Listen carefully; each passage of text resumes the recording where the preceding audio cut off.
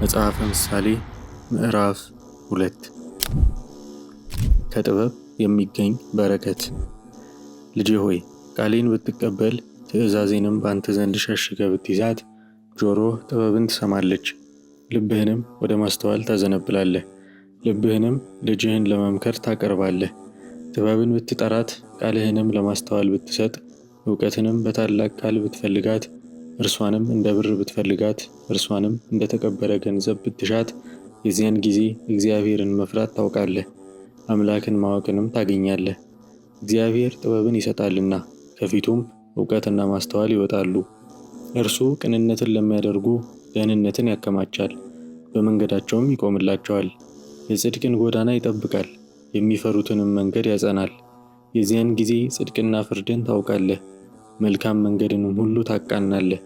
ጥበብ ወደ ልብህ በመጣች ጊዜ፣ እውቀትም ለነፍስህ መልካምና ክብር በሆነች ጊዜ፣ መልካም ምክር ትጠብቅሃለች፣ የተቀደሰች ማስተዋልም ትጋርድሃለች።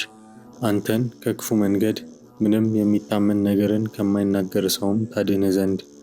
እነርሱ በጨለማ መንገድ ይሄዱ ዘንድ የቀናውን ጎዳና ለሚተዉ፣ ክፉ በመስራት ደስ ለሚላቸው፣ ክፋትንም በመመለስ ሐሴትን ለሚያደርጉ፣ መንገዳቸው ጎጻጉጽ አካሄዳቸው ጠማማ ለሆኑ ወዮላቸው። ከቀናች መንገድ እንዳያርቁ፣ እውነትንም ከማወቅ የተለየህ እንዳያደርጉ። ልጄ ሆይ በሕፃንነትህ ትምህርትን የምታስተው ክፉ ምክር አታግኝ። ልጄ ሆይ ቃሌን ጠብቅ። ቃሏን ከምታለዝብ ከሌላይቱ ክፉ ሴት፣ የሕፃንነት ባሏን ከምትተው፣ የእግዚአብሔርን ቃል ኪዳን ከምትረሳ ይጠብቅህ ዘንድ። ቤቷን በሞት አጠገብ አኖረች፣ አካሄዷንም ከኃያላን ጋር ከምድር ወደ ሲኦል አቀናች።